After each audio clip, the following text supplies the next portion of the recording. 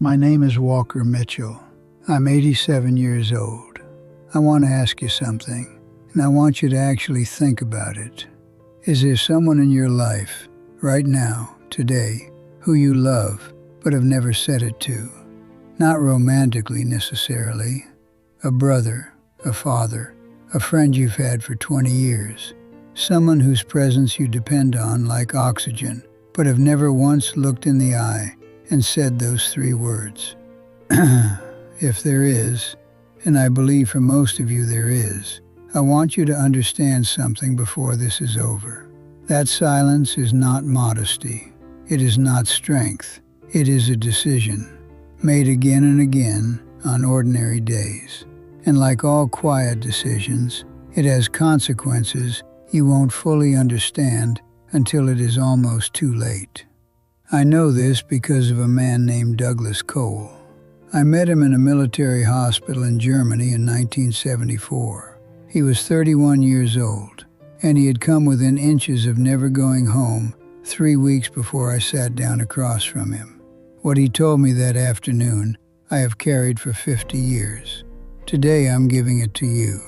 November 1974. I had been sent to a U.S. military hospital outside Frankfurt to interview soldiers returning from service in Vietnam. The corridors were long and white, young men with old eyes. Douglas was sitting up in his bed when I came in, not lying down like most of them, sitting up straight, a pad of paper on his knee, writing a letter by hand. Broad shoulders, dark hair, the kind of face cut from something solid. His left arm was bandaged from elbow to shoulder. He wrote carefully, slowly, with his right hand. He had been struck by shrapnel during an ambush. 3 weeks in surgery and recovery. He would keep the arm. He would go home. Then I noticed the letter. I asked who he was writing to. He said, "My brother." Something in the way he said it made me ask the next question. I asked if everything was all right between them. He was quiet for a long moment. Then he said, "We haven't spoken in 6 years." I asked what happened. He shook his head slowly. "That's the thing. I've tried to remember. There was an argument at a family dinner. Something our father said that one of us took the wrong way. I genuinely cannot reconstruct the specific thing that started it." He picked up the pen, put it down again. "What I can tell you is that neither of us called. We both waited for the other one to go first. And then a month went by, and then a year, and then 6 years. I asked him why he was writing now. He looked at me directly, and he said something I have quoted to myself more times than I can count. He said, 3 weeks ago I was face down in a field in Vietnam, and I was certain I was not going to make it. And in that moment, not before it, not after it, in that exact moment, there was only one thought. My brother doesn't know I love him." He said it quietly, without drama, the way you say something that has simply become undeniable. That was everything. 5 words. And I had 6 years to say them and I hadn't, because I was waiting for him to apologize first, because I kept telling myself there was time. He held up the pad of paper. "This is the 11th time I've written this letter. The first time was in 1969, 2 weeks after the argument. I wrote it again when our mother got sick. 4 more times in between. I never sent any of them." I asked him why. He said, "Because saying I love you to your brother feels strange when you're 25 and stubborn and haven't understood yet that strange is a very small price to pay." He looked at the letter on his knee. Then he said, almost to himself, "I nearly paid a much larger price."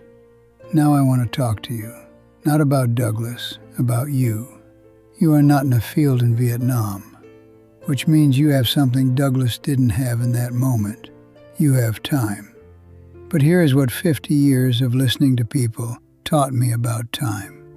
We treat it like it's stored somewhere, like we can collect it whenever we're ready.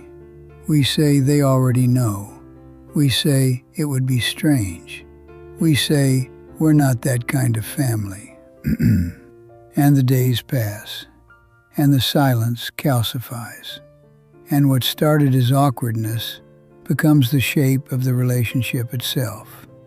And one day you're sitting in a waiting room or staring at a phone that isn't ringing, and you understand, with a clarity that only comes too late, what you should have said on an ordinary Tuesday years ago.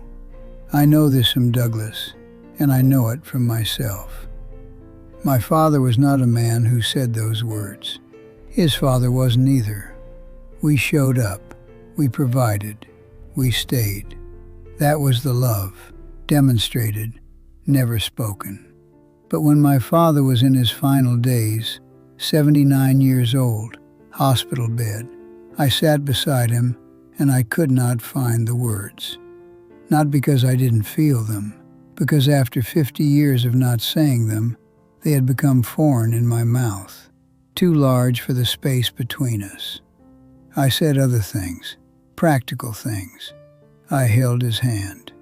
He passed on a Thursday morning, and I have spent the years since knowing exactly what I should have said. 3 words, 50 years of chances. 3 days at the end when it would have meant everything. I was a man who made his living with language. I could sit across from anyone and find the precise words, and I could not say 3 words to my own father. That is what habit does. That is what they already know does. It robs you of the moment, and it robs them of the words, because people do not simply know. They hope, they suspect, they read the signs and try to convince themselves. But there's something that happens when someone looks you in the eye and says the actual words, something no amount of showing up can fully replace. The words land somewhere specific, and they stay there. Douglas sent the letter. His brother called the same week it arrived. They spoke for 2 hours. Douglas told me later it was the easiest conversation of his life, because once he said the thing, there was nothing left to protect. 2 hours against 6 years of silence. That is how small the price actually is. Douglas and his brother had 19 more years together. Sunday phone calls, Christmas dinners, arguments about baseball, all the ordinary, irreplaceable things that make up a shared life. 19 years he nearly didn't have, because of pride, because of a silence neither of them wanted, but neither of them broke. I have sat with people at the end of their lives more times than I can count, and I can tell you with the full weight of 50 years of listening, I have never once heard anyone say, "I wish I hadn't told them I loved them." Not once. I have heard the other thing, many times. In quiet rooms with the television turned off, people looking at their hands, saying some version of the same 4 words. I thought there was more time. There is a person in your life right now. You know who it is. You've known since the first minute of this. Go tell them. Not when the moment is perfect. Not when it feels less strange. Today, before the field.